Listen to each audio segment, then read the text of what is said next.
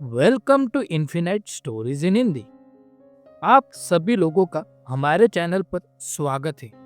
आज की इस वीडियो में हम संत निवृत्तिनाथ और गैनीनाथ जी की भेंट कैसे हुई, संत निवृत्तिनाथ गैनीनाथ जी के शिष्य कैसे बने और नाथ संप्रदाय से कैसे वारकरी संप्रदाय की शुरुआत हुई, ये सब देखेंगे।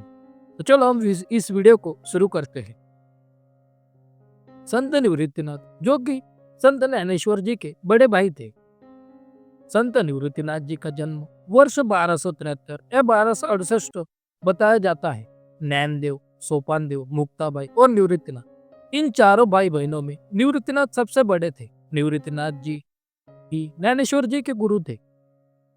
निवृत्तिनाथ जी ने ही ज्ञानेश्वर जी को आदेश दिया कि संस्कृत में लिखी गई गीता को जन सामान्य की भाषा में लिखा जाए ताकि हर कोई उसे समझ सके। उसी आदेश पर ज्ञानेश्वर जी ने भावार्थ दीपिका, जिसे ज्ञानेश्वरी भी कहा जाता है, उसकी रचना की। गैनीनाथ जी निवृत्तिनाथ के गुरु थे। निवृत्तिनाथ जी ने अपने एक अभंग में लिखा भी है, निवृत्तिनाथ का देह केवल श्री कृष्ण ही है और यह बात मुझे गैनीनाथ जी ने ही सिखाई है। निवृत्तिनाथ जी की रचनाओं में लगभग 300-400 अभंग है और एक हरिपाठ प्रमुख रूप से स्वीकारे जाते हैं। उनके अभंग योग साधना, अद्वैत दर्शन और कृष्ण भक्ति पर आधारित है। हालांकि भावनात्मक दृष्टि से उनका अभंग थोड़े कम रख सकते हैं, लेकिन उनका महत्व कवि के रूप में नहीं बल्कि संत ज्ञानेश्वर के मार्गदर्शक और गुरु के रूप में है। संत निवृत्तिनाथ संत ज्ञानेश्वर जी के बड़े भाई थे। जब उनके पिता विट्ठलपंत को सांसारिक जीवन में मन नहीं लगा तो वे एक दिन अचानक घर छोड़कर काशी चले गए। वहां उन्होंने रामानंद नामक सदगुरु से संन्यास दीक्षा ली और उनकी सेवा करने लगे। बाद में गुरु की आज्ञा से विट्ठलपंत आनंदी लौटे और फिर से गृहस्थ जीवन शुरू किया।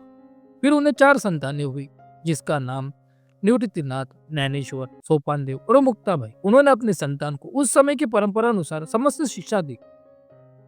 एक समय घना जंगल था। अपनी उसी जंगल में एक दिन अचानक एक बाघ आ गया। सिर्फ पर्वतों की ओर बाघ को देखकर सब घबरा गए और जान बचाकर भागने लगे।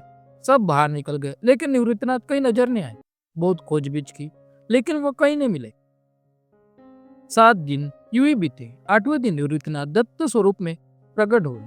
सभी को अत्यंत हर्ष हुआ और वे और भी तेजस्वी दिखाई दे रहे थे। विट्ठलपंत ने पूछा, बेटा तुम इतने दिन कहाँ थे? निवृत्तिनाथ ने उत्तर दिया, बाबा बाघ से डरकर मैं एक गुफा में घुस गया था।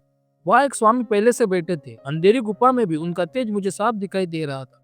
उनका नाम ज्ञानीनाथ था। उन्होंने मुझे योग की शिक्षा दी और कहा, अब संसार में दुखी जीवे और उन्हें सुखी करने के लिए ही काम करो।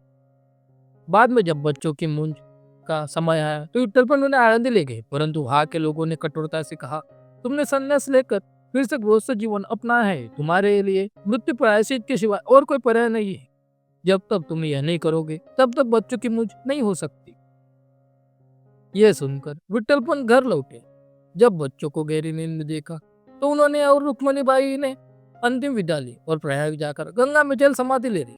अगली सुबह जब बच्चे जागे तो उन्हें पता चला कि माता पिता अब इस दुनिया में नहीं है। उनका जीवन सहारा विहीन हो गया है। तब से निवृत्तिनाथ पर सारी जिम्मेदारी आ गई। उन्होंने ज्ञानेश्वर, सोपानदेव और मुक्ताबाई का माता पिता की तरह पालन पोषण किया। जैसे गहनीनाथ जी ने निवृत्तिनाथ को उपदेश दिया, वैसे ही आगे चलकर निवृत्तिनाथ ने ज्ञानेश्वर महाराज को अनुग्रह दिया। इस प्रकार नाथ संप्रदाय से वारकरी संप्रदाय की उत्पत्ति हुई। श्री ज्ञानेश्वर महाराज ने अपने रिपोर्ट में इस गुरु परंपरा का वर्णन इस प्रकार किया है। आदिनाथ गुरु सकल सिद्धांचा मचिंद्र त्याचे मुख्य शिष्य मचिंद्राने बोध गोरक्षाशी केला गोरक्ष वळला गैनी प्रति गैनी प्रसादी निवृत्ती दातर ज्ञानदेव सार सुजाविले। त्र्यंबकेश्वर को नाथ संप्रदाय का प्रमुख पीठ माना जाता है। यहाँ नवनाथ और 84 सिद्धों ने साधना की है। आज भी आप ब्रह्मगिरी पर्वत पर स्थित गैरीनाथ की गुफा के दर्शन कर सकते हैं। धन्यवाद। अगर आपको हमारे वीडियो अच्छे लगते हैं तो लाइक करें, कमेंट करें और सब्सक्राइब करना ना भूलें।